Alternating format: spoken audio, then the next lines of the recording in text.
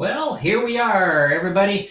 Good afternoon, good evening. My name is Charlie, November Juliet 7 Victor, and we are here to do another kit build with Rex, W1REX, and Steven, N1SH. So we are going to turn the mic over to them, but I just wanted to welcome everybody to the channel again. How this works while Steven or Rex gets unmuted, how this works is Rex comes up with a project, and he comes up with the idea, and then he sends out the kit, and he what he does is he sets up all the lecture and everything. And so what we're going to do is build one.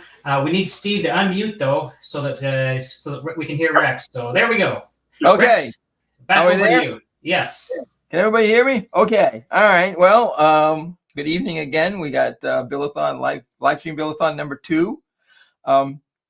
I thank you everybody for participating, whoever's out there. I think we got about 18 so far and people coming on board.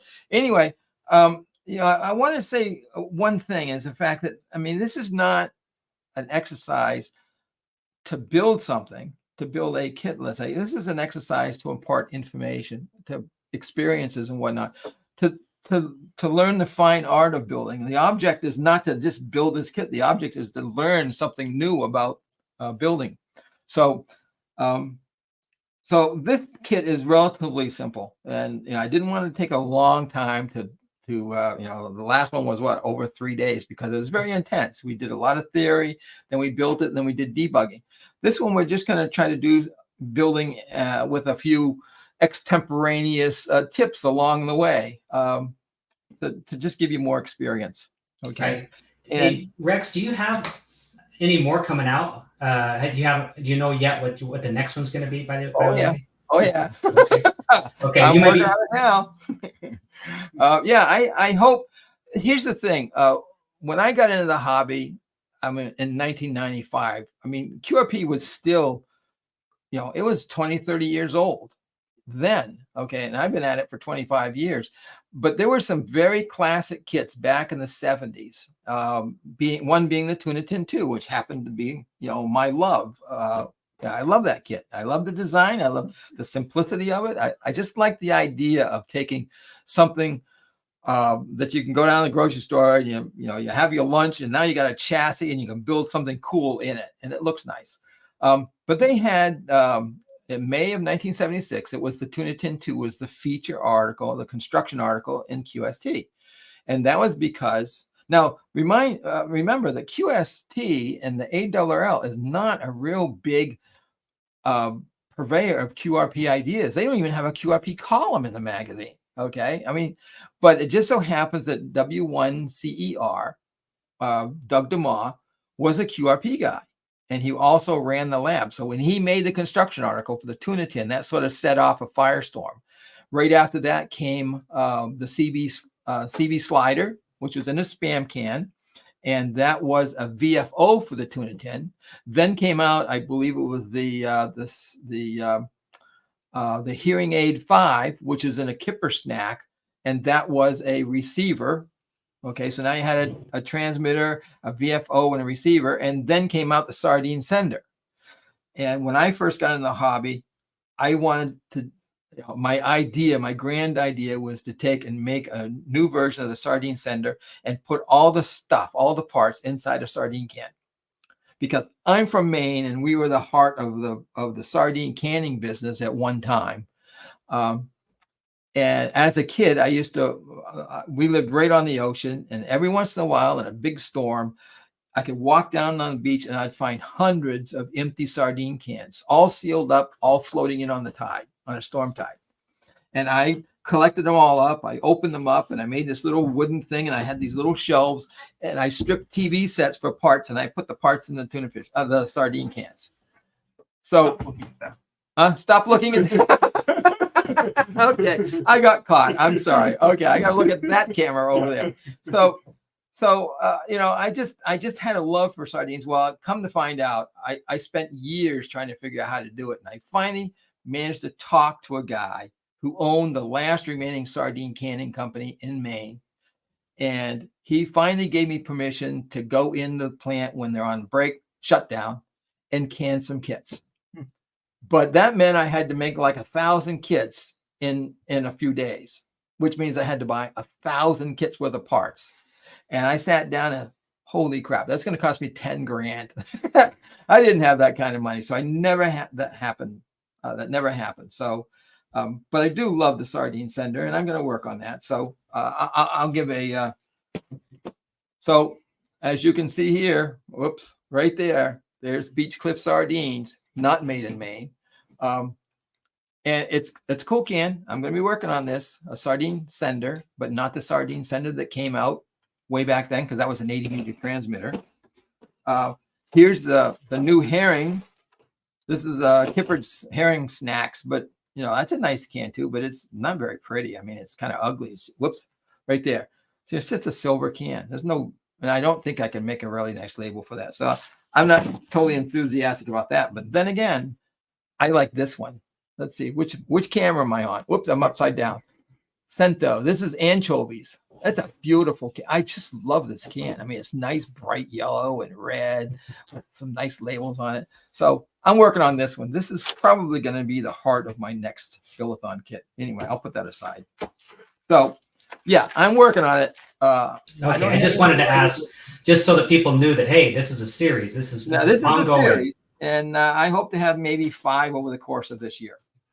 Okay, let me talk about. Let's see. The last time when we had the Tuna Tin, one of the problems we built for the troubleshooting was the RF probe, and I happen to have in my little portable thing, my portable parts toolbox. I'm gonna reach over there. I don't know if I actually showed it, but this is my toolbox, and that should have Rex the on the top, and then Lunatic probably.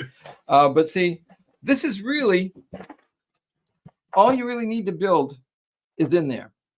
Okay. So you don't need a lot of parts. And one of the things that you do need, obviously, is a little small meter. I have a very large meter, but this is a smaller meter. But it's an auto ranger, which means when you go to read volts, let's say, it automatically tries that. If it doesn't see anything, it goes down to millivolts and microvolts, all that kind of shit. And it gave us no end trying to read stuff off of an RF probe. I don't like auto ranging meters. And so I searched around and I found this guy here I just bought to replace that guy. It's not too much bigger than that. So it fits in my cigar box very nicely. There you go. See, there's the one that I had, but I don't like. This one's got a nice, manual scale setting. It was inexpensive. I got this one from Marlon P. Jones and Associates. And I think I paid maybe $12, $13 for it. But I like this meter for using on the RF probe and whatnot. So it's my newest meter for going inside my toolbox or my cigar box toolbox. Cigar toolbox? Tool cigar box? Whatever you want to call it. So I like that one. Now, Harbor Freight, okay. You got the typical Harbor Freight Centec meter. I mean, I have dozens and dozens of these because I used to get them when they had the free coupon. They don't do that anymore. But this is also, it's not an auto ranging. It's a no frills, but it works. This works better than my auto ranger when I'm doing an RF probe, but that works pretty good too. And you can buy that for $6 at Harbor Freight. I do like that green one I just got from Marlon P. Jones. Charlie, you were going to ask another question there? Oh, no. Question? Oh, okay. That was just a scratch. Okay. Feel free to interrupt me. So, but meters are important. And I do have a much bigger meter that's on my bench that can measure degrees Fahrenheit. It can measure capacitors. It can measure transistor HFE, it does all kinds of stuff, but it's a big meter, and I like to have a nice small one that fits in my toolbox that I don't have to actually take out, put it on my bench, and put it in the toolbox, put it in the bench. I can leave it in there, and I don't mind. So that's pretty nice. So that's one thing. Now, one of the things we have. Can you show me my homework? One of the other things is, we've done lots of build-a-thons put this down here so you can see my spam can. we've had lots of build-a-thons, and people are not really prepared. So our build-a-thons, even in Dayton when I do the build-a-thons out there, or anywhere I've done a build-a-thon, you know, they sit there with a bunch of parts and they're in a pile and they have to sort through them and find them and whatnot. If you're in a build-a-thon, like a live stream build-a-thon, you know, time is of the essence. You need to be able to or even a build-a-thon at Dayton, I've been in build-a-thons that I thought was going to take an hour, and it starts at 4 o'clock in the afternoon, and I'm putting away the tools at midnight. Okay, not a lot of fun. So sorting your parts out before you sit down to build, I mean, that's the only way to go. In this case, you know, I put a couple pieces of anti-static foam. I sorted all my parts. I've got them written down what they are. So, and I can do that I mean, I did that about an hour ago, but I'm ready to go. I've got everything identified. I've got my LEDs checked and all that kind of stuff. So I can set this aside and I can build real quick. Now, hopefully everybody should have done their homework assignment and done the same thing. I pre-bent my resistors at 4/10 of an inch, and I've got my LEDs sorted and colored by color and whatnot. And, you know, I'm ready to go. I'm ready to be serious. So I'm going to set this aside because I don't want this on my build area, but I want it someplace where it's easily accessible so I can grab parts. Charlie looks like he's ready. He's got his Does he have a set up? He's got his parts there. Is his parts sorted? It looks to me like they're in a bag. No. There you Hey, go. all right. Okay. He sorted his parts. Okay. We take that back. One of the first things you want to do, though, is you want to put a hole in the bottom of the board, bottom of the can, and it's best to do it when the board is not populated. So the board's going to sit up on the can like so. Move Okay. it forward a little bit. Okay. Yep, perfect. So what you want to do is you want to take that same thing and transcribe it to the bottom. Okay. And get it reasonably even all the way around. It doesn't have to be perfect. And what I do is I use a Sharpie, hold it down, go right through the bolt hole and mark it. And there's the spot where I got to drill a hole. So show on the board which hole you went through. Oh. Because I was looking at the big hole, and that's not the one you No, that's not the one. This guy right here is the bolt hole for pinching this board to the top of the can so it doesn't fall off. Okay. So I just transcribed that hole down to the bottom of the can. A little bit further towards you. Yep, Okay. So there's the spot right there. And it just so happens I've got a handy dandy little drill driver. And what I'm going to do is I'm going to take a Phillips screwdriver, go right where that mark is. I'll give it a little whomp. Okay, so I got a dent there. There you go. That can is ready. Got a couple of nice shards down here of metal. So I am going to make sure that I don't lose those. Knowing you're going to use them later.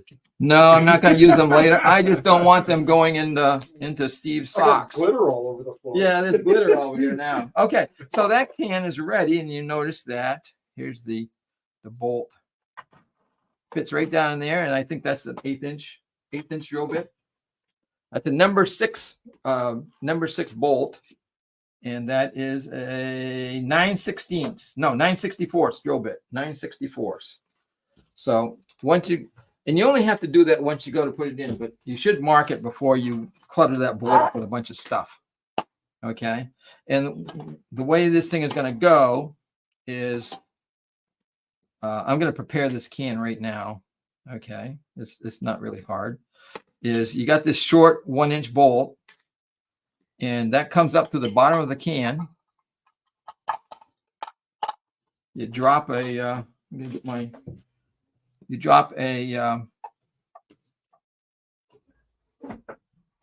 a lock washer on there and a nut. Now, okay, we're gonna have to do that the old-fashioned way and get your fingers down there. Watch out that sharp edge from that ridge that's in there. Okay, come on. Okay. This is the hardest part of the whole building the whole kit is getting Yeah. the nut on that bolt down there. Normally on a tuna can, that's not that deep, but this is a deep can, so well, I guess I'm gonna hold the nut with the screw with the pliers and see if I can't screw the back of the. There it is. Okay.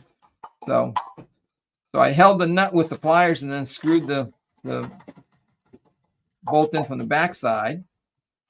And of course, it's got a lock washer, so now I can hold on to that thing with the whoops, oh shoot, that's a flat screw. So I'll tighten that up, and then I'll put another nut on it. This one might be a little bit easier. Yeah. And I'll whoops, nope. Okay, come on.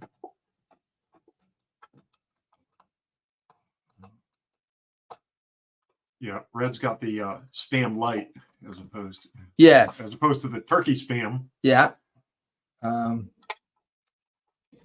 Okay, and I got to do this again. Nice try.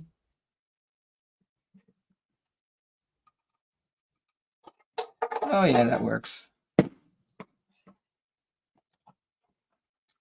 So now I'm going to take and go down about. Nope. That didn't go. That didn't go. Okay, now I'm. Nope, I still don't have it. Okay. Well, this is the hardest part of the kit. You know, is getting the bolt down there. Ordinarily, we don't have to be this convoluted. Okay, there we go. I'm on there.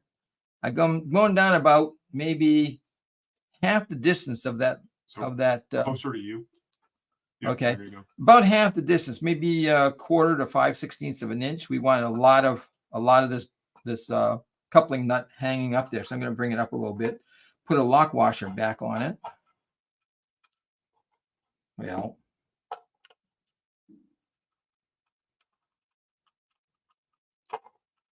Now you don't have to do this right now. I'm trying to do it because I got to show you how to do it anyway. So might as well do it right now. Then I'll put that coupling nut on it, and I'll tighten that down. I'm tightening it against this. I'm going to hold that nut again and tighten that coupling nut on it. And now, when this bolt comes down from the top, it's going to go into that coupling nut. And you can tighten it down. So that's how it stays on top.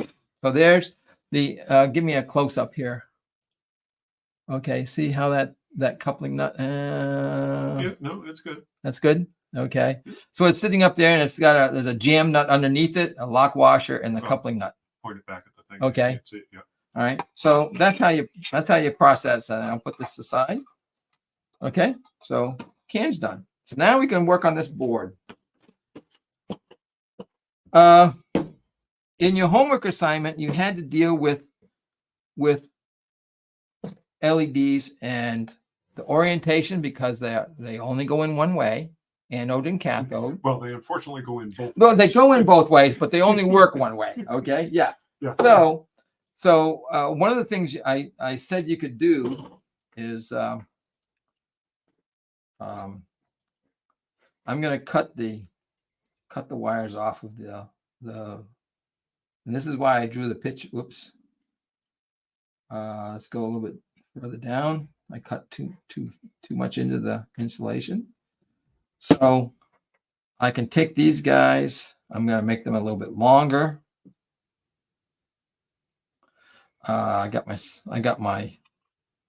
made something else whilst this is my newest creation, which is a tuna can with a bolt through it and a little stopper. And then I got this little mechanism on the side here made out of bus wire, so I can feed stuff through it and it stays up high. So now I can just basically tin these leads. It's always nice to have, it's always nice to have something like this guy right here. This is a little solidless breadboard, the smallest one you can get that I'm aware of. And what I can do is I'm going to just make a little circuit. I'm going to put my 9-volt battery. I'm going to put my negative on one side. Okay. And then I'll take my 1K resistor because I'll bring up that LED drawing. The LED drawing? Yeah, the LED drawing. Yeah. Okay, see up on the up in the middle of the thing, the little LED test circuit. I got the LED, I got a 9-volt battery, and I got this 1K resistor. Okay, and so now I can take and plug my battery in. Now I'm doing this with a solid breadboard, so I don't have to actually solder them. But oops, I want to bring this guy over so it's only one row away from the LED, the 9 volts. So now I can plug this thing in like this. And can you tell? Oh boy, yeah, there you go. You can see that's a blue one. Okay, and you know the orientation because you can now read which is black and which is long, which is short. Basically, the long side is the anode. That's the red positive side. So I already did this with the blues. So here's the same thing with the red. And can you tell that's red? No, you know what? It's a white blob. Well, you can't tell it's red because cameras don't like red. Wait. There we go. Oh, there we go. That one does. That one does. Okay. So there's a red one. And then, of course, we had the orange one. Okay. That picks it up as orange. Now, another thing that you can, at a lot of Hamfest now, I can take this apart because I got them all sorted and I don't need this anymore. And see, I haven't destroyed anything. I haven't destroyed the resistor. I haven't destroyed the snap. Put the resistor back at the 1K mark. Okay. Another thing, in a lot of Hamfest, you see something like this with guys who sell LEDs or test pieces. This is an LED checker. So you can put the same thing. You can take this LED and you can put it in there and you push the button and there's your orange LED. The other thing you can tell is the fact that I can go all the way down here to 2 and you can still see that's quite orange, quite bright. And that's only 2 milliamps going through it. So I know that's at least a super bright. So you just keep moving it up until it blows up, and then you know what. Yeah. You don't know what you don't care about the limit. What you're looking for is it a regular LED or is it ultra bright or super bright? Oh yeah. Now, so you can tell that so much, but there's only a very limited amount of things here. Now this is a shameless hustle right now. Shameless hustle. There's an Altoids tin that says Zomboids on it. That's my label. And there's a little mini Hamfest tester kit. Okay. And inside here, I have a lot of test places. And in the case here, I can get 25 microamps. So I'm going to put 25 microamps through this orange LED. And then I push the test button. Oh, I saw it barely flicker. It barely lights. It okay. sets off the smoke detector. So I'm going to put it up at I'll put it up at 2.5 milliamps. And there's a nice orange. Yep. Okay. That's going into another test, by the way. Okay. So I know that because it barely lights at 25 micro, that's probably an ultra bright or super bright. Okay. And indeed, this one I think was rated at 8,000 mini candle at 20 milliamps. So if I go to 25 milliamps, which is a normal rating for this thing, 1, 2, 3, 4, yeah, 1, 2, 3, yeah, that's pretty darn bright for orange. Okay. Now I'll put that back. Now we'll do the red one. I'm going to go down to 25 microamps again, and you can see that's much redder than the orange was at 25 microamps. Okay. And that's because this guy here will take at 100 milliamps, which would normally burn up a lot of LEDs. It puts out 35,000 mini candela, which is why I only had to put 2 of them in the kit. It's quite bright. Whoops. What did I do? Did I get it in the wrong hole? Okay. 25 milliamps right there. There it is. I mean, that's flooding the camera. So that's how I test them at a Hamfest. I have this little handy dandy thing in my pocket, and I can test all kinds of stuff. You can test crystals, you can test headphones, you can test speakers. voltmeters, amp meters, that kind of stuff. So anyway, that's shameless commerce division of QRPME. So all right, another thing I had from last time, I can't show it because we don't have that particular part in this kit, but so we'll continue on now. Last time we had a problem, we had to take these RCAs and cut that back thing off because it's too big. Well, this board is a factory fresh board, and I made the hole bigger so it snaps in. We had a comment, do I have to cut those off again? No. So they just fit in now. So I think let's get going. Yeah, let's get going. Okay, because I mean it's not going to take a long time. So in the case of this, we're going to start with all our low things again. I like to start with resistors and diodes because they lay flat on the board, easy to work with. So in this case, I see the first one I encounter is 51 ohms, and since I've got my homework done, I can go right over to my parts, pull off the 51, put it in the holes, and voila, the first part is inserted. I'm going to go right down the list because the next one is a 1 in 4148, which is the diode, one of the diodes. Did everybody who's watching get their diodes? I'm open. Hopefully. Okay. All right. So remember, diodes have a black bar on one end, which matches the little line that's on the silk screen. So here you go. Can we see it? Yep. Let me turn that board. Yep. There you go. Perfect. Okay. And you see there's a line right there. And so we match it up with the black bar and we put that in there. And that fits in. See, I already pre-bent that to 0.3 inches. And it's not that I had to measure it because I know when I design a board that resistors are typically 0.4 unless I can't fit it in or it has to be longer. Diodes are 0.3, these typical signal diodes. So I got another one. At least 2 people said, yep, they got their diodes. Good. Yeah, I was horrified and the guy who you can thank about having the right parts is Red, because when he did his homework, he was looking at him and he said, hey, I can't seem to read the right value on those diodes. And sure enough, I grabbed a bag that was mislabeled. And I put 2 Zener diodes in every one of these kits, and I didn't spot it. Okay, so I got a 1K resistor, which is this multi-one here. That's brown, black, brown. Well, if I flip it over, it's brown, black, 1 0 0 1 0. And then the factor, which tells me it was a 1K. So there it goes. That's in there. Gee, this is going to go pretty darn quick, I think. I intended to do it really quick. And one last is the 47K. So I can go do the 47K and put that in. Okay. Now I spread these guys out just a little bit to keep them on the board when I turn it over. Now, again, normally I would be using my my little, where'd that board go? Oh, right here. Normally I'd be using my my little circuit board holding devices, but in this case, this board sits flat very nicely, and I don't have to worry about that. So I'm ready to go.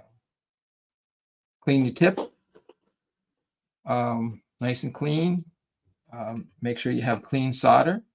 The solder was in a plastic bag while I was rummaging around in my toolbox, and put a little tip on, a little bit of bead. Lay it in there, and you can see things heat up, and you see it flow a little bit, and that's all there is to it. You don't want to put too much down. And you can just go right down the row, and I can slide this around until I get just the right spot for getting that tip in there.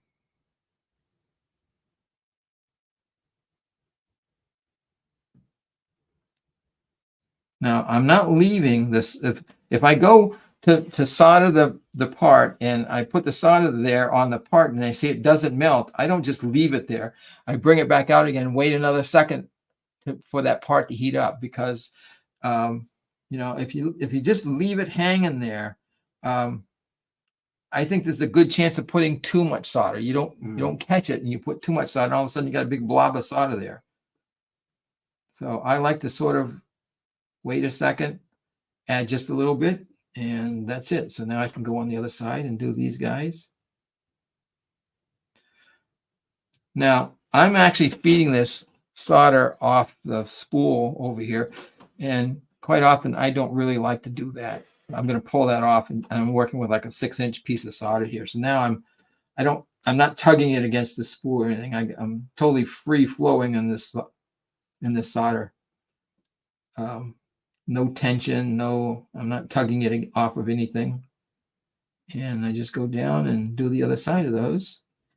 And I got one, I'm missing one. Now, here's another trick when you're dressing up your board. Okay, I got what I put in there. 1, 2, 3, 4, 5 parts I put in. So now I can, when I'm cutting the parts off, the leads off, don't forget to look to make sure you actually soldered the part. That's one way of confirming that you didn't miss anything. So I'm looking at that part before I cut it off. I'm looking at the solder joint. I'm putting my finger on top of the lead so it doesn't go flying. Go right down the base with your flush cutters and drop it right underneath the board. And I can go right down, and I'm checking the fact that I haven't missed a solder joint as I'm going down and cutting these leads off. I debugged a build from last month or January, and looking at the board, I spotted I think 1 or 2 places that didn't have any solder at all. Totally missed. Okay, that was pretty easy. Not too hard. What we'll do is we'll go after the capacitors now. There's 2 of them. And put those in the capacitor spots. Push them down. Make that nice and stand up okay. And I'm bending them on the back side with my thumb as I'm holding it with my fingertip. So one finger's up here, and the other one's working down here, just spreading it out a little bit. Now, this isn't going to be totally flat anymore, but that's okay. It still stays pretty even, so I'm not overly concerned about it being. What I'll do, because there's one on either side of the board, so it's relatively stable, but I'll put my finger down here I'm holding this board down in compression with my finger. So it doesn't move around while I find that good soldering point. Oh, good. No comments came in while I was away. No comments? Oh, come on. Can't we have a comment? Someone please comment. Steve's over there wondering what he's going to do next. Okay. I had to go turn the sap off. Oh yeah, he's boiling sap out there in the driveway. He's multitasking tonight. No, I turned it off. It's good. We will have maple syrup. All right. Okay, so there's the 2 capacitors. And they look pretty good. I'm just going to make them nice straight up and down. And then I'll do the same thing. I got shorter leads, but I'm still going to put a fingertip over the end of the lead, so when I cut it off, it doesn't go flying. Now this is we have the studio up here over his garage. It's a nice new construction because the garage is brand new, and we don't want any of these things here going down in the carpet. So we always keep them in a nice neat pile. Oops, that's not part of that neat pile. Put that back over there. Okay, so that's the big part of the circuit. So now we can do our transistor. I'll get this transistor. How's Charlie doing? Notice there's a flat side of that silk screen. Am I going too fast? No, I was just checking in on. Yeah, let's check in. Let's get some comments. Slow down, slow down. Not a lot of components to solder on this board. So. No, I didn't want to make this one too complicated.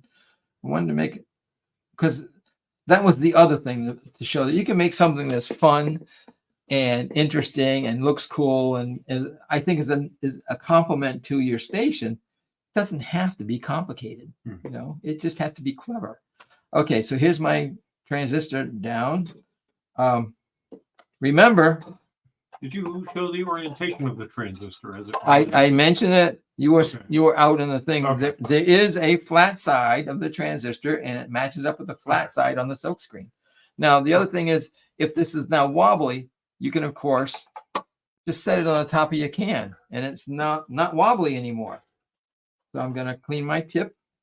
I'm going to put a little bit of beater solder on there again, and then I can go in. Transistors are kind of tricky. You want to make sure that you don't overheat them. So you want everything to be in your favor. So having a clean iron, a little excess solder on the tip, and put that in there, and guaranteed you don't stay too long on that connection. Again, you see me putting my finger on the board. It's holding my hand, but it's also holding the board, keeping it from moving. And that's it. That's all there is to that transistor.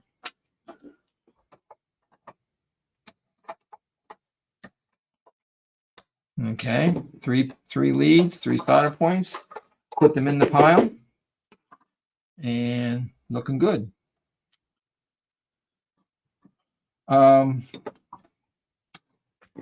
Next part probably is this 3-pin. Move over towards the blue tape there. Yeah. Okay. This 3-pin.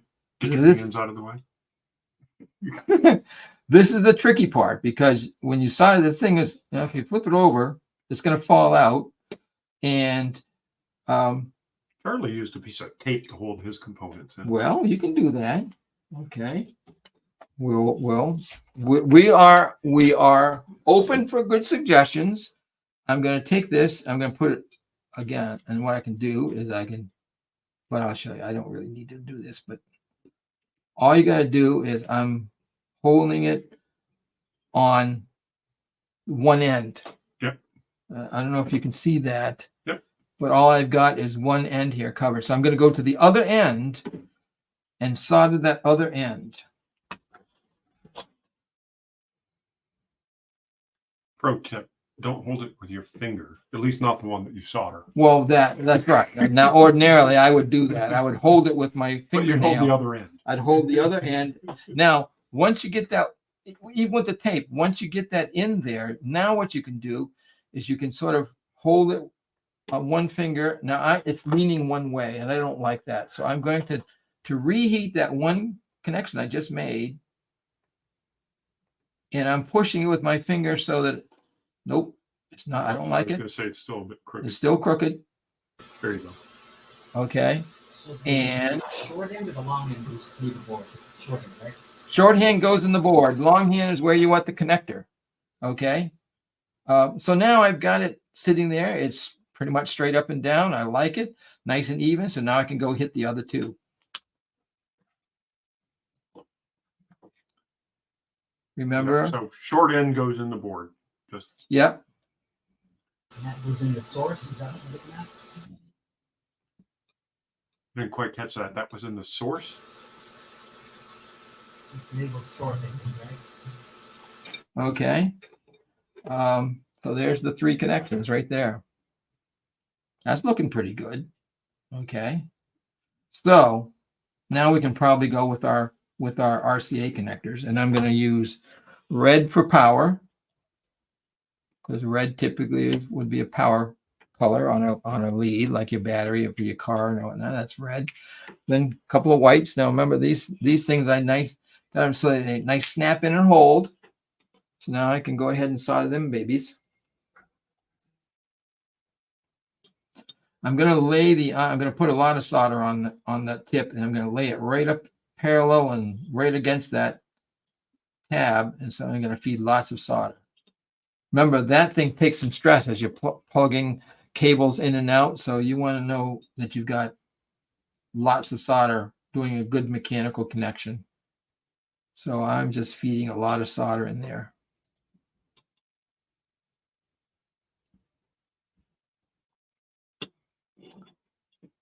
Now go to the other side. Now the other side is going, this front was going this way. This one's going this way. So I'm going to turn it on its side so that I can lay it up against the side of that connector, that little lead. and just pour lots of solder into that. Not enough that it's going to go over the pad, but enough that I completely fill that hole and make it as solid as I can. Now, look, I had 6 inches of solder, and I'm pretty much, this is my last connection with this hunk of solder. Okay. So there are the 3 connectors. Looking pretty good. Now, this is where it gets a little tricky in that you have to decide what you want for colors. Orange, we only have one orange LED, so we go to the LED chart. The LED. LEDs, yeah, okay. So if you look down in the bottom, it says one orange LED is going to take 470 ohms. This is R1 equals 470. So you find the 470, okay, and you put that where it says R orange.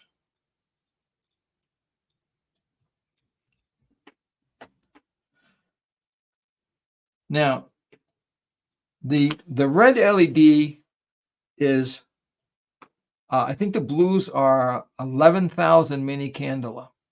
Okay, and the red is 35,000 mini candela. So the red is 3 times stronger than the blues.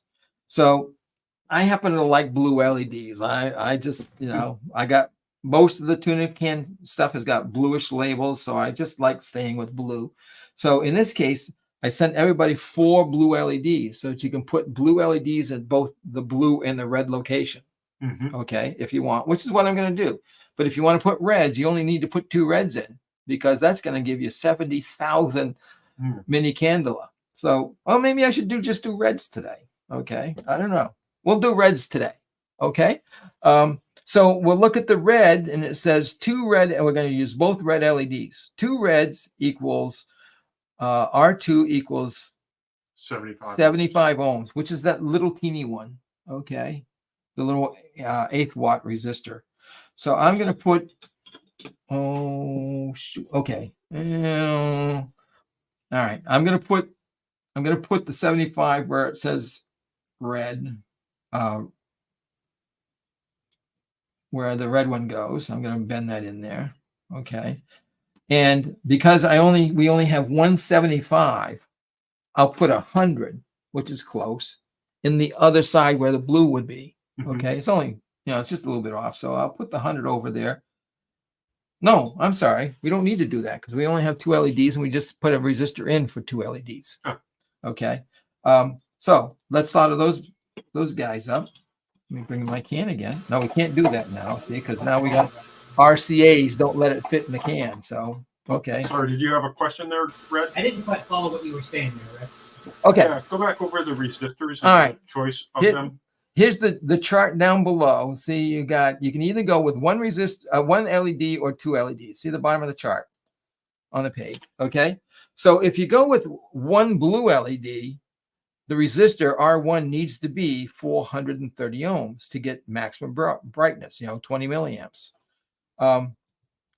If you're putting 2 blue LEDs in series, okay, then you'd want to use 270 ohms. And that's the calculation. See the calculation over on one side. You got a 12 volt battery, let's say, and the forward voltage drop of a blue LED is 3.2 volts. Okay, so 12 minus 3.2 is what we got to burn up, because 3.2 is going to go across the LED. 12 volts is what we got. So that means what? 8.8 volts is going to be burned up in the circuit. Okay, so I guess what I don't understand is, so if you want the one blue LED, which why wouldn't you want 2? 2 is better. But if you want the one, you only put one resistor in the circuit. But if you want 2, then you put both of those in, right? No, you put a different resistor. You put the drawing shows that R1 is a resistor if you only have one LED. And R2 is a resistor, that same resistor if you got 2 LEDs in the circuit. Okay, so we're going to put 2 LEDs in the circuit. But we still only need one resistor. We only still have one resistor, but now the two LED resistor is going to be 270 ohms for blue. Okay, or down at the red, it's going to be 75 ohms. Okay, I think I get it now. So, Okay. So if we're going with 2 blue LEDs, we put nothing in R1 and we put the 270 in R2. Nope. No. There's no such thing as R1 on the board or R2. It's just Okay. if Okay. the R, it should be a sub 2, meaning R for 2 LEDs or R for 1 LED. Okay. Okay. But they still go into the same spot. They go in the same spot. There's only one place for one resistor. Okay. And it's going to be for 2. You're doing 2 blue LEDs. Well, no, we're actually going to do red. I'm doing 2 blue LEDs. So for me, if I'm doing 2 blue LEDs, I put 270 ohms in the blue. Right. In the R blue position. Okay. So well, I'm going to do 2 reds for this guy. So I'm going to want. So there's an R blue, an R orange, and an R. Show that on the place up there. Right. Yeah. Move it closer. Move it closer to the camera. Okay. Yep. See, there's an R blue, R orange, and R red. There's only one resistor, but it changes depending upon if you want 1 LED or 2 LEDs. So if you're using blue LEDs, you put it in R blue. No. Okay. All right. Look at this. Let's go back to the schematic for a minute. Okay. All right. See, I have 3 places where you can put 3 different circuits on the back of the board. Here's the back of the board. We got 3 different circuits we can put LEDs in. It doesn't care. I don't care what the LEDs are, but in the original design, I had both red and blues in it. Okay. So this was just a way of keeping them up straight as to what was where. Okay. But you can put any color LED anywhere you want it in that circuit. But let's say we stick to where you've got the things. Right. So we're going to put red 2 red LEDs over here in the red circuit. Okay. So I've got my 75 ohm resistor in the R red. In the R red, and I'm going to lay in 2 LEDs over here in the red circuit, and I'm going to lay an orange one in there, and no blues. Okay.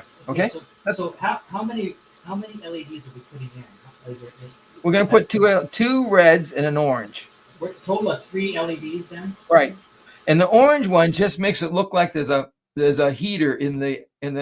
You'll see it when we get done. Yeah, but he wants to know which ones to put in so that he can get done. We're going to put 1 orange in the orange spot and 2 reds in the red spot. Okay, so for me, for blue, I'm going to do blue and red.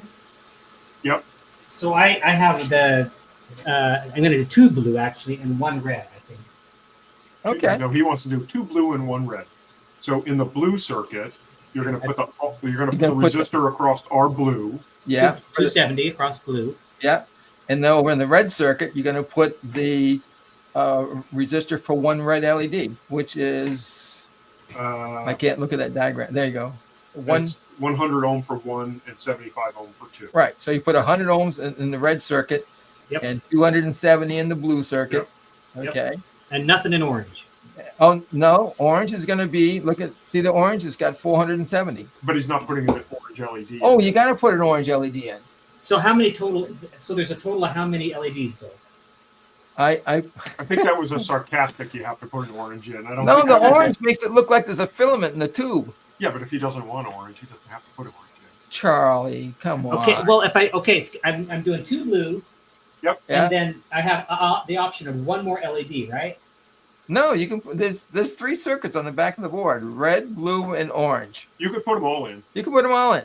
Oh, that's what I'm asking. How many total do we put in? And so, well, it's your option. You could put up to 5. Well, of course I want to put 5 then. Okay. Well, then go for 5. Okay, so for 5, then, okay, I get so. I don't want the 100 resistor on red if I got 2 reds coming in. Yep. So if you've got 2 reds, then on the R red you're going to put 75 ohm for 2. Yeah. Yeah, there we go. And then for the orange, there's only 1 orange. There's only option to have 1 orange. So that's 470 for an orange. 470 for orange. Okay, now I'm getting it. Okay. And you're going to put 2 blues in, so you got 270 ohms for the blues. Yep.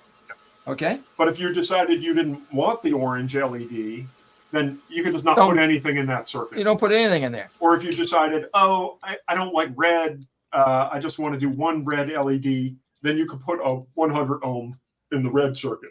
Yeah. Yes. Okay. So it's 470 then for the orange. Okay, got it. Yep. Right. Okay. All right. So we're going to do 2 reds and an orange on this board here. So I've got 470 for the orange, and I got 75 for the red. So I'm going to solder those in. Okay. Are we all? Is everybody on the same page here? Yeah. So Earl asked that same question. So you can put in all 5 LEDs. Yeah. And hopefully we just walked through that. Yeah. So. Well, the thing is, I found that aesthetically, I liked one orange to be the filament. So Yeah. the bulb's on, the vacuum tube is lit. And everybody I've been at a Hamfest who walked up and says, is that running hot? And I said, yeah, it's running really hot. No, there's no heater, there's no cathode in here. It's just an orange LED. That makes it look that way. And then I run 4 blues, 2 in the red circuit and 2 in the blue circuit. Yeah. Okay. That's what I have. And I left mine at home, unfortunately. I was gonna show it off, but I don't have it. Okay. So we're just gonna make 2 reds and 1 orange on this one. So All right. I need to spool off some more solder here. I burned up all my solder. So you said you were doing 2 reds and 1 orange. I'm doing 2 reds and an orange. So you're going to put nothing in the blue circuit. Nothing in the blue circuit. And you're going to put everything in the orange and the red. Right. And for orange, you put the 470. And for red, you put 75. But you didn't have a 75, so you put 100. No, I put 70. Oh, that's right. You decided you weren't putting the other one in. So I wasn't going to put in the other. So there are my 2 resistors. 75 for red and 470 for blue for orange. So I'll cut those off.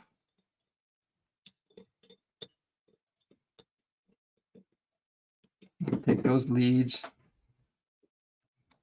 Do we know who's actually here? Everybody just chime in a comment so I know who in the heck is Richie's radio room. Okay. I just wanted to see who was here. Yep, there's a bunch of people. Earl. Okay. Paulo, there's Richie, John. Earl, John's here. Yeah. These are just the people who commented. Yeah. Okay. Just wondering. Okay. Just trying to see if there were some people like, hopefully. Roger. Okay. All right. So we got the LEDs in there. So we got the resistors in. Now we got to put the LEDs in. So orange, it's really easy because there's only one LED, and you can see the little. You can see the moniker I have. Let me get my. You can see the silkscreen markings show which direction the LED is going. So the anode is over here and the cathode is over here. Okay. So I'm going to take the orange LED, which is only one. Okay. I'm going to double check it again. I'll use my LED box, and I know that the cathode, see on my box, the cathode is a short leg. So I'm going to turn it right around so I know exactly where it is. I'm going to put it out. Okay.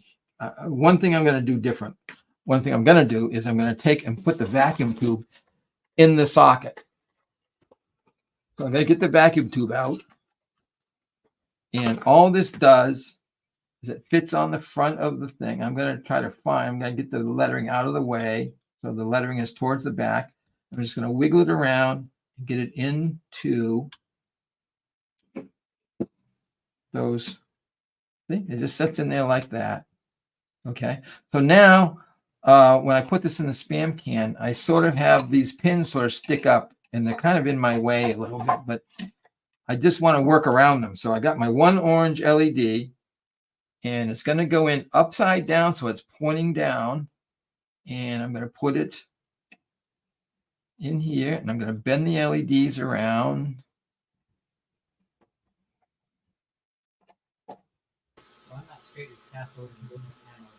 So they go down to that pad. Okay, I'm gonna.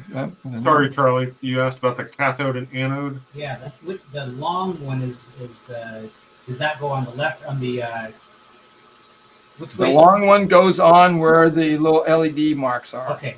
And the short one goes where the blue, red. So I'm worried about. I'm just gonna lay in and solder the anode over on this side.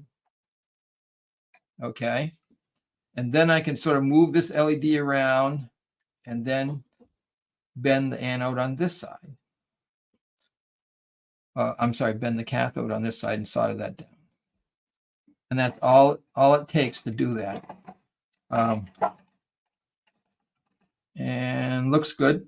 I think I'm okay. I'm going to cut those off. I'm going to do one at a time because, you know, it's not hard. It's just that you want to, you got a little bit of stuff that you got to work around. So there is one LED pointing up through the hole right about in the center line, and that's the orange one. So now I'm going to go down to the red circuit and I'm going to put 2 LEDs in. So here's my 2 reds. And I'm going to put one on one side of the hole. So I'm going to just go down and bend that red LED down. I probably should have said that you should probably put some solder on that pad first. Okay. So now when I put this red LED in there, I'm trying to make sure it fits on one side of the opening.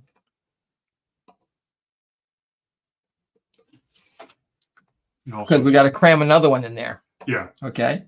So you can see the close-up camera. You can see I've got it sitting this side of the center line of the opening. Okay. See, I've got it shoved on this side. So now I'm going to take the second red LED and keeping the same orientation where the long side is on this side. I'm going to put that in the hole right next to it. I'm going to bend the long side down.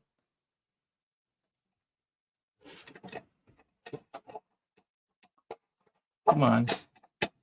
Well, this might be a good place to. I probably shouldn't have put those darn. I can't do that either. We're stuck. Probably shouldn't have put those RCA jacks on. We probably should have left it alone so this thing would be nice and flat so we could get it in here easier. I think it was this way here. And so I need to get that down there, and I need to put some solder on that pad down there.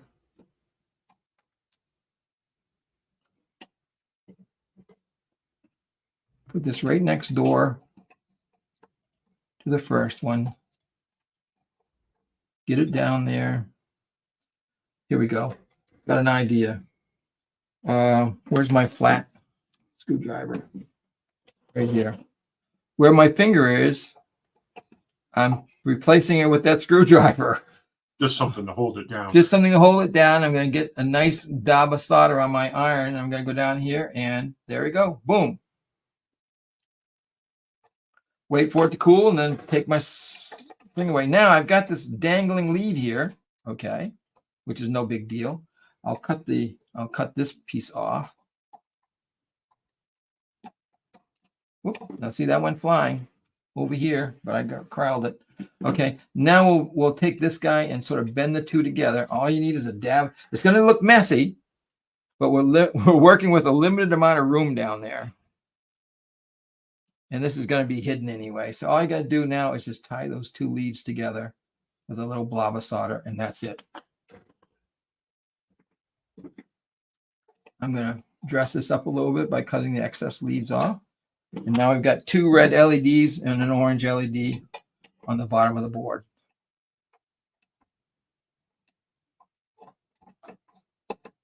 Pull that up a little bit. Okay, so there we go. Now this thing still comes off. Okay, so it goes on, comes off, and now we got to put the 9-volt battery leads over here. We got a minus and a plus. I'm not going to have them sticking out the other side. I'm going to actually solder over. Here it is. Okay, I'm going to solder over the holes. I'm just going to put a big blob of solder there on both. Oh, so you're not going to solder. You're not going to put the leads through the holes. I'm not going to put the leads through the holes. I'm just going to lay it right on top. So I filled the holes up, put a lot of solder there, and that just because the annoyance of putting braided wire through a little hole? No, that's the annoyance of having those two little pointy things on the top of the board when you cut the leads off. Yep. Now I don't have to cut the leads off. They don't stick out the board on the other side. Okay. It was just the annoyance of getting braided wire through the hole. Nope. So now I can cut these leads off. We're almost there to test this thing. I can put a 9-volt battery in here now. And I got to put the jumper on to internal because I got a 9-volt battery inside. Gee, nothing happens. Okay. That's because this power now, normally power coming in would be 12 volts and this thing would be lit. Okay. Going to internal with a 9-volt battery, this is acting like a switch. So I'm going to put a little RCA connector that's shorted. I'll put that in there as a switch and look at that. Mm-hmm. Does that look like it's got a heater in there? Is that just the orange one? That's just the orange one. Yep. Okay. So if I want to turn on another one, I'd have to have some RF going in here. Okay. So let's put some RF in here. So I'm going to go, I have a Tuna Tin 2 over here. I mean, this is ready to go. Why don't you bring the Tuna Tin 2, or can you bring it onto the camera? Yeah, I'm gonna take the rest of my parts, which I don't really need right at the moment. I'm gonna set them aside somewhere over here. Okay, and I have, here's the Tuna Tin 2 we built in the first episode, first Buildathon. Pull the light towards you. The new board. Pull it towards you. The new board. Oh, the new board. Yeah, there you go. Okay. Further. All right. Okay. I'm looking. Further. I can see it now. Pull it further. Further towards you. There you go. Yeah, but you can't. Okay, I got to do something different. I'm going to do this. We got too much light here because you can't really see this. Okay, but okay. All right. Okay. Maybe that. Okay. Oh, you can still see that in there. Okay. So now I got a Tuna Tin 2. I gotta couple the output of the Tuna Tin 2. I gotta have a output cable. I'm not gonna stand on formality, and yes, I will. I'll stand on formality. I actually put an RF cable here. I don't know if it's any better or worse. Okay, now I gotta go antenna and TX. So over here, I'm gonna go to the TX. So there's my cable hooking to my transmitter. Okay. And I'm going to plug in the Tuna Tin 2. I've got a shortwave receiver over here. So turn it sideways so we can see the light better, maybe? Yeah, okay. Yeah, that looks okay. I cut the lights a little bit. Okay. 9-volt battery.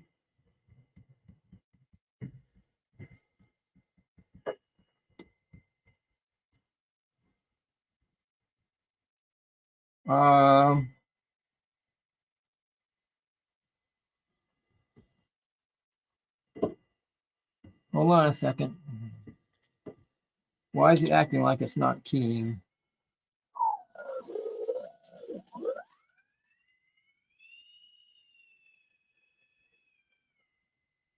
Do you have that plugged in power? Well, I got a 9-volt battery on it. Okay. What if that 9-volt battery's any good? I got two 9-volt batteries. I got one now inside the CB cider. Let's go to DC volts. If you turn your radio down a little bit. Okay, let's see what we got here. Yeah, I got 9 volts. Why doesn't this act as though?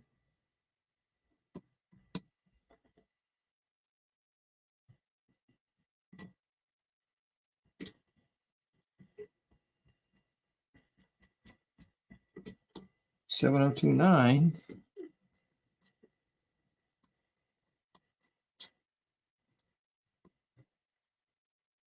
Well, you know, this was working fine just before we went to dinner.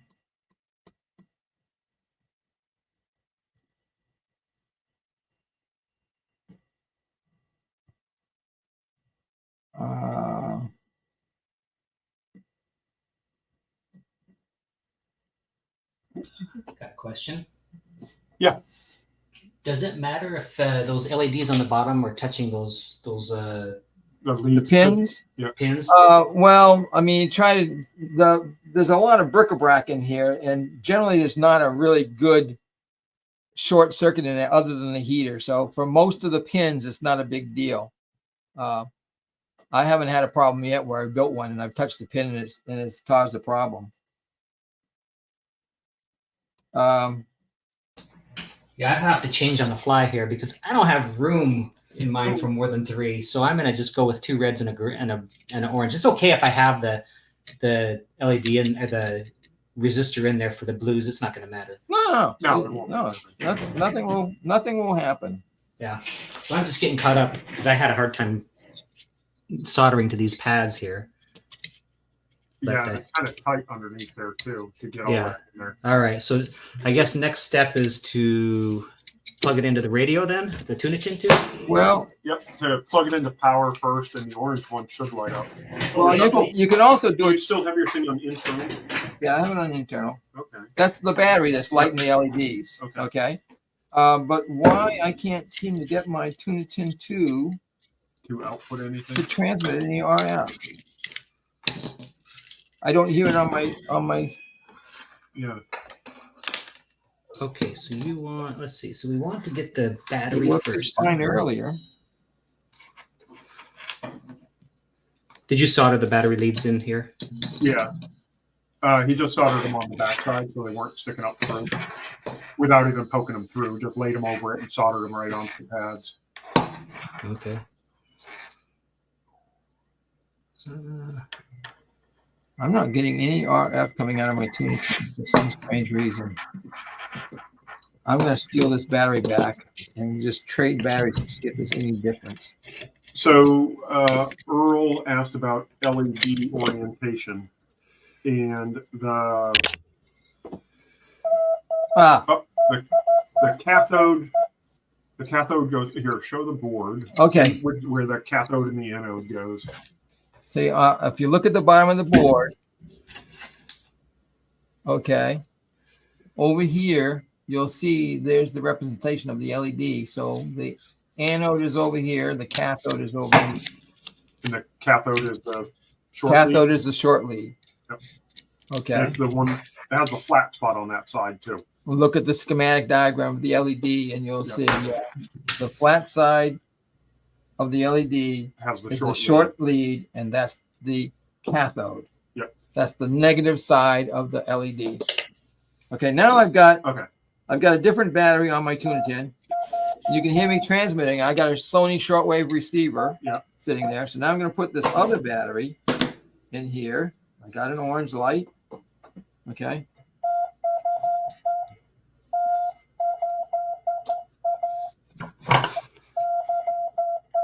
That would look pretty cool with blue or green. It all comes across as really red camera, unfortunately. Well, that's because red is close to orange. Yeah. Okay. So, but I mean, it's much brighter, obviously. Okay. It's really brilliant. But I do like 4 blues because it's totally different from orange. Yeah. As I say, on the camera, it just comes across as I do believe if you look at the demonstration video, I have the link for the demo. Yeah. Okay. That's the can I built that's got 4 blues in it. And you'll see what it looks like at 4 blues. And I think it's much better. Which is why I sent the extra, when I sent the LED, the new diodes and the resistor, I stuck an extra pack of 2 blue LEDs and a double LED resistor. So what's the range of RF that has to be going into it? Well, this Tuna Tin's not even putting out a watt. But I mean, does it have to be you're on 20 meters? Doesn't make any difference. It snips RF and turns it into a signal. So any sort of RF coming across there? Any sort of RF. well, HFRF. HFRF. HFRF. Okay. I don't think we put 440 in there. I don't know. I mean, you could probably put this on your walkie and see if it lights up with a walkie. Yeah. Yeah. That's 5 watts.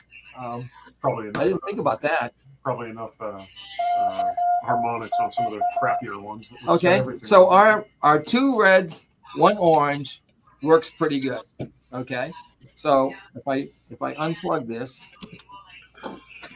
and take the cable off, just get this other stuff out of the way for a minute, then I can take this and You move that a little closer to the camera. yeah. I do believe I have to take the tube off, and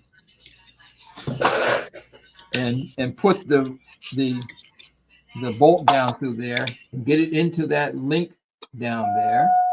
Whoops. Then I can. Whoops. I need my Phillips for this one. Oops. Oh my goodness. Forgot about the battery. Okay. Turn your radio down a little. Yeah, we'll turn it off. Sorry about that. Okay. So the battery is going to go inside. So I'm going to put this on. I'm going to unplug my shorting plug. So that's my switch. And then I'm going to take this and I got some little stick-on Velcro, and I'm going to take and stick it onto the battery. And then stick the other Velcro onto it.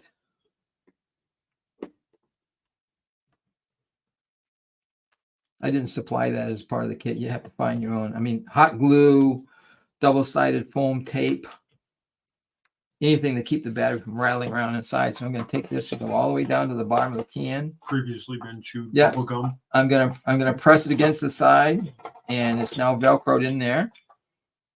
And I'm going to. Whoops, that was the right way in the first way. I'm going to peer down the can and then use my Phillips screwdriver to push down on the thing and see if I can get it right there. To go inside the link nut that's down there. And there you go. Then I can put my tube back in. I'm going to use most of the part of this that's very clear. Okay, I'm going to use that towards the front of the rig. Just going to find the 12 holes that's going to fit. Come on. And then for extra measure, I included this O-ring.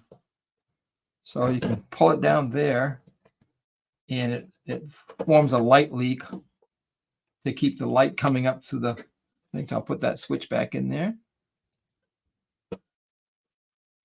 And look at that. There's it lit. I'll put the transmitter back in. I'll turn the Tuna Tin back on. We never turned it off. I'll turn the receiver back on.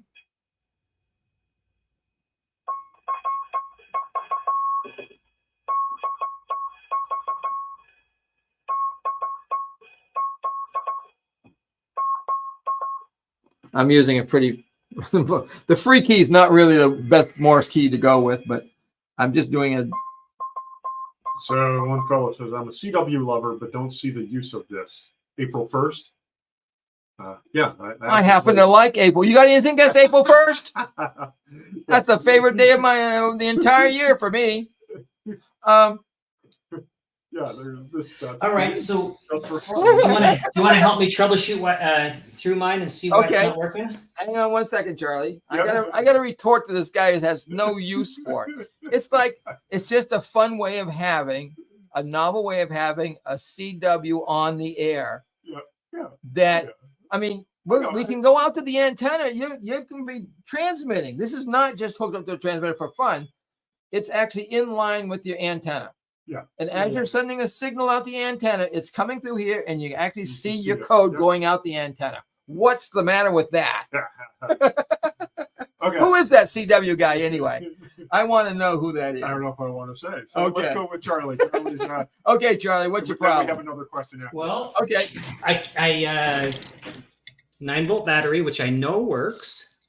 And I plug it in and I don't get anything. Well, So- that's because you need a shorting plug on that red RCA jack. So Oh, jeez. All and right. you need the power jumper between internal and the middle. Yeah. On that See that? jumper. See the little Right here. internal? Yeah. Right here? Yep, the pin header. You Yep. need to put the 2-pin header on INT to middle. Okay, so see, when I'm not paying attention, it's kind of hard to pay attention and build. Yeah. And then you'll need a shorting plug on the red power thing, right? Okay, so Yeah. here's the blue. Do you have thing. any RCA cable laying around? Yeah, I do. So here. Let's do this first. So this goes over the what? On the internal side. Internal INT to the middle. To the middle pin. Let me try to make sure I got this right. It might be easier to hold that with your pliers and put it in, but if you can get your fingers in there, that's And fine. then somehow you just need the center conductor and the outer conductor of that Right. RCA jack. Right. Which one? This one? Yeah. Yeah. That's power. Okay. So you just- what do we want me to do with that? when you have a 9-volt battery inside, that power connector turns into a switch. Okay. To keep, so that's a way of keeping the battery fresh. So you just need to short the center conductor with the outer conductor. Just center. Oh, just Yeah. Stick an alligator. Okay, clip here, in. hold on. I know how to Stick do an alligator clip in, or Paper I got clip. it. Yeah, well, I'll do this. that might Hold be on. kind of funky to make work, but I have I'll do this. be amazed what I do. it kind of looks like a kindergarten. Paper clips and Scotch tape when I was younger. I'll put this in here, And and then then just- this end right here. Yeah, just short them together. I'll just wrap them, I guess, or something here. Let's see. Somehow, Just I'll, touch them together. The orange LED should come on. all right. Well, it's not. I took the battery off just because Oh. I'm still very cautious that way. There Okay. you go. Oh, it's not coming on still. Dang it. Huh. Oh, there it is. I Hey, just needed to there you go. There you go. this just needed to be shorted, and I maybe Now- these. Yeah, Now, without having a transmitter or anything, I'm gonna turn my receiver off. I do. I have it. I have No, a no, transmitter. I was just gonna say, for anybody else, all you gotta do is take a wire from, take a wire from. Let's see.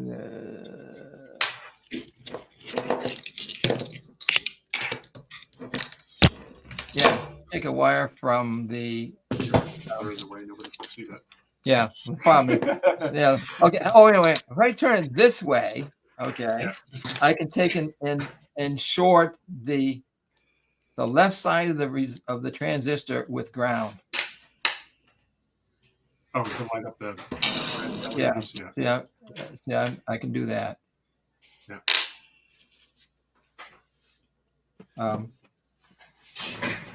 Okay, so I've got to make sure I plug. Okay, so how do you connect it to the Tuna Tin 2?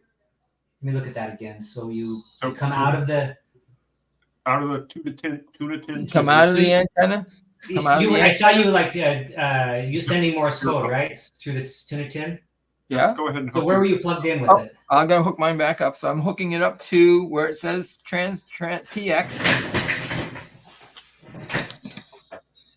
Oh, I see. Okay. So that comes from your transmitter. Now your antenna would go into the other one, going out to the antenna. Let me This get is a line, and it's totally benign. It doesn't interfere with the signal going out to the antenna. It just sniffs a little bit of that RF and turns it into a dancing light in sync with your Morse code going out the door. Okay, so this goes into what portion of the Tuna Tin 2? The antenna? No. Yeah. Oh, I don't have all the right parts for that. I guess I'll You need I'll have to another do that RCA later. cable. Yeah. This needs to be RCA to RCA for that. Darn it. Well, we'll figure it out. Okay. I wish I'd put that blue in there now. I've decided I don't like the red because it's too close to the orange. Well, you can unsolder it and put the blue in. Yeah, I can.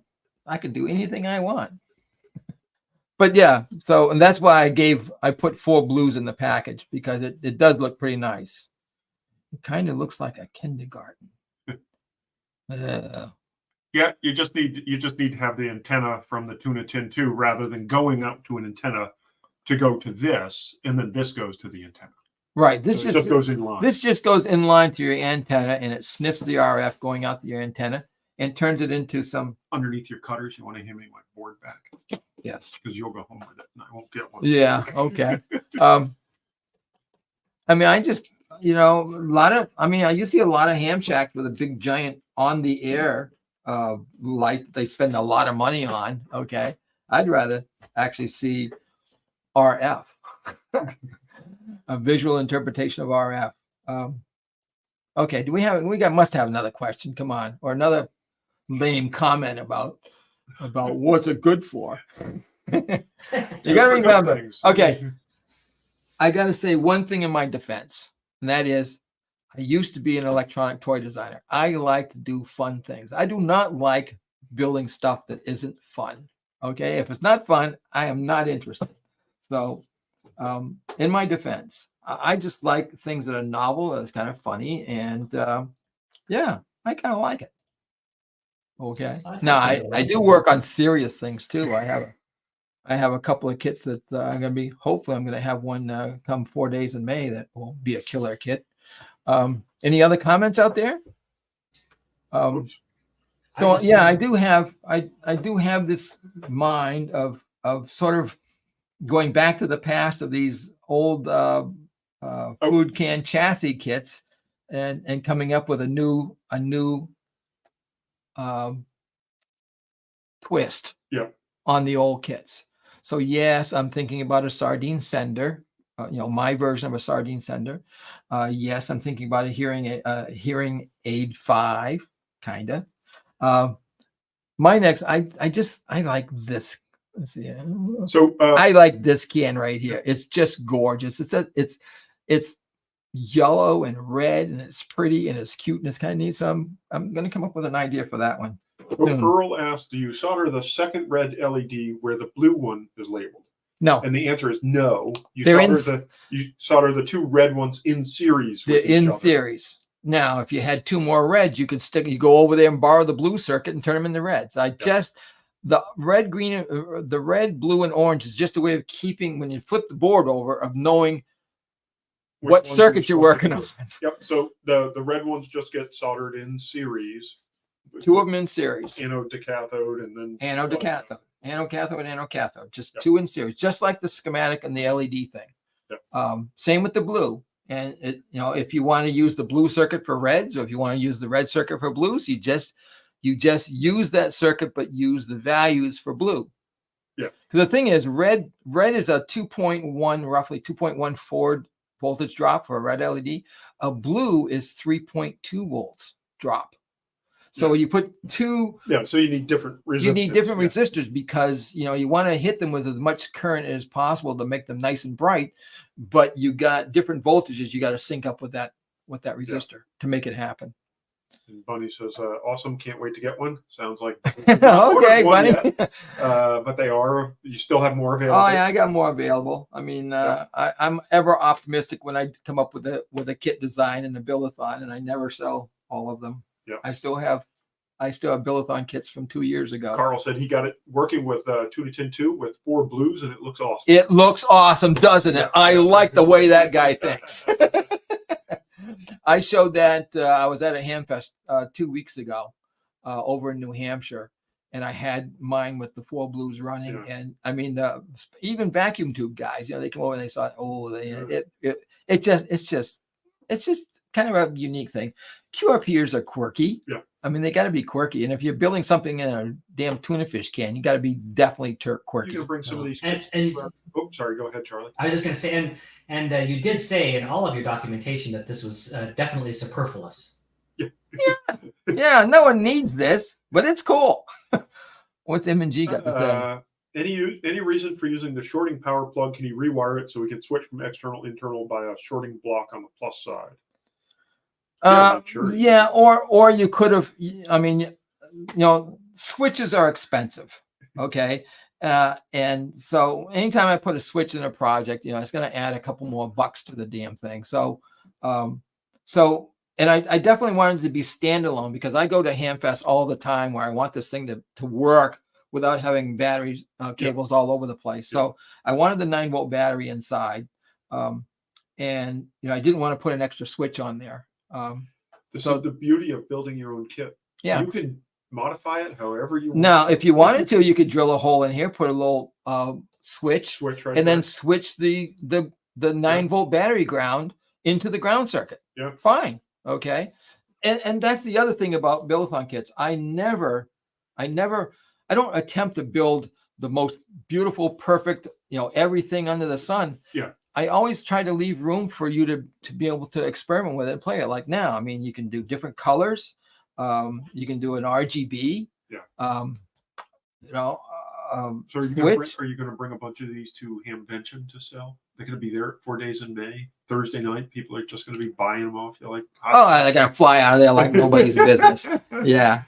No, I'm going to have something even better than this. No, I'm working on a killer project I've been working on it for years, or thinking about it for years, and I finally have done it, and I've been working all week long, and I put it to bed this morning around 9 or 10 o'clock, and got the board done, and I got to send them off and get a few prototypes and make sure that it actually works. And if it works, it is killer. Because that's coming up. Hamvention's coming up pretty soon. Yeah, it's a month and a half away. Yeah. So yeah, that's before you know it. Anybody else? I mean, we're done building. I mean, and all you need to do. The hardest part is getting it back in the can with that bolt action. And we have the extension, because you can't get a bolt 4 inches long. It just doesn't work. I mean, you could, but you had to pay a ton of money for it. So, you got to make the little spacer. So I put the short bolt, I bolt it down, then put a jam nut, put the link coupling nut there, tighten it together so it stays put. And then you now put the long bolt down there and go right into it. And pretty cool. Okay. Nice. What else we got? Anybody? Yeah, people said it was fun. Fun is fine. Yeah, fun is good. That's the way I like it. I mean, and again, I wanted to make a short thing. I didn't realize this was going to be Easter Sunday. I'm sorry. To me, it's just another day. Another Sunday on the farm. Another Sunday at the farm. Yeah. I mean, the animals have to be fed, and my wife took off. She's in Seattle. My daughter's in Vermont. So it's our postponed Maine Maple Sunday. So yeah, we got snowed out last week. It's supposed to be Maple Saturday now. It was officially yesterday. We had a really nasty one come in and really threw us for a loop on Maple Sunday. Can I answer any more questions? I mean, I haven't seen any more come in. Come on, somebody's got something. It could be totally out of the left field. Give me a left field question. I take those. Yeah, we might have run its course with it. All right. Well, I'll give you a little hint. Okay. I told you, here's that little can. Here is a receiver board that's just a little bit bigger than this can, and it's nice and red. And I think I'm going to redesign this board so it fits inside this thing, and this could be a receiver for the Tuna Tin 2, and I like it. And this kit right here is no solder. You don't need a soldering iron to build this. You just need manual dexterity with your fingers, but you could build it with a soldering iron. Anyway, Eric Gunter asked, "What's the Eric? Any idea the maximum RF you can put through the light?" I don't think I'd want to put more than 10 watts through that. 5 watts is fine, I believe. I wouldn't want to sniff a 100-watt signal going down the line. I think that might be a little bit much for it. Keep it QRP. Yeah, keep it QRP.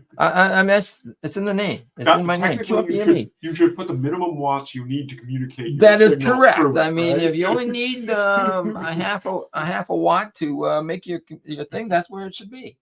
Okay. Anyway, I just think it's kind of cool. I wanted to do a vacuum tube circuit in a tuna can for years and years and years, but the problem is, a vacuum tube, you need 160 volts to light the sucker up, okay, and even more sometimes. And then I got a liability issue. You got a problem about making a high voltage power supply, which nobody happens to have laying around. And it's just, so now I just have an LED there. And I've stumped a lot of people going by and say, what are you running for a heater voltage in there? This looks pretty. 9 volt. Battery. Anyway, so that's all I Okay. got. Okay, wait. Those No, questions okay, are- that's we already Yep. answered that question. Yep. Okay. All right. Well, Okay. what time is it anyway?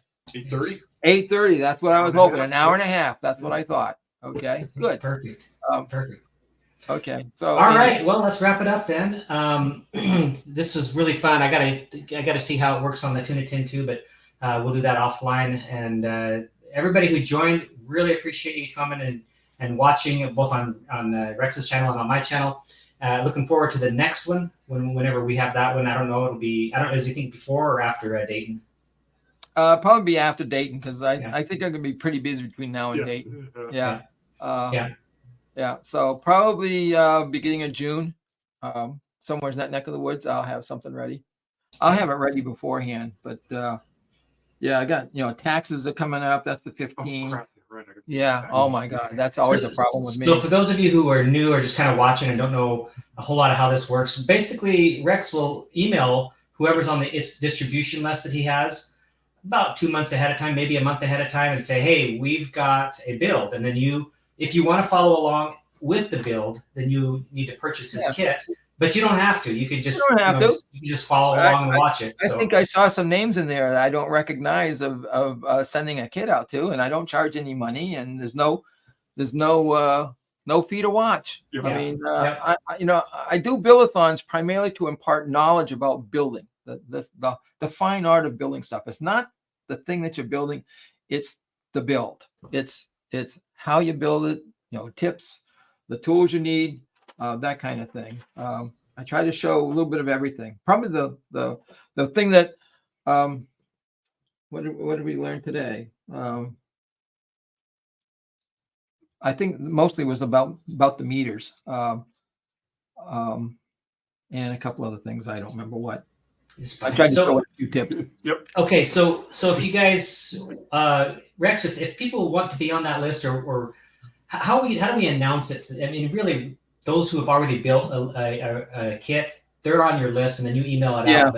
But if not, then I guess I could put an announcement on YouTube. Or Well, I sent out an announcement on the QRPL list, on my list, on my QRP ME list. My IO groups list. I would say just watch my social media. I'll put something out once I hear from Rex. Yeah. He's got it going. If you're interested in buying the kit, because you do have to have a little lead time. He needs what do you need? Like at least a week and a half to send everything out.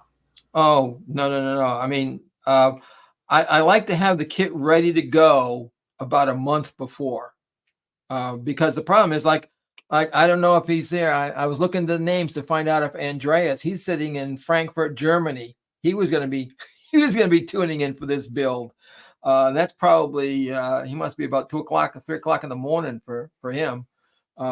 Yeah. But no, sometimes it took him 20 days to get his kit. He was the first one out the door.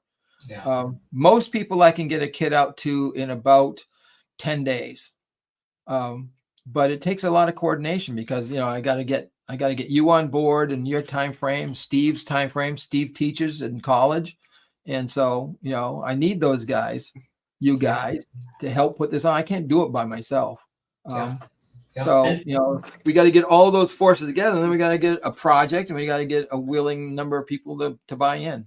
So, yep. And then of course, if you're watching this on the recording after the fact, then you can, like was mentioned before, you can order the product if you want to build it, and then you can just watch this video later on. Yeah, this video will be posted later on tonight. Yeah. So, and there's a link to the kit in the description of this video. So, yes, okay, and I'll probably change my header page on my website and be able to zing you. I mean, there's already at the top of my web page, there's a link to this Buildathon. But there's over on the right-hand side or left-hand side of the page up the top, there's a item on the sidebar.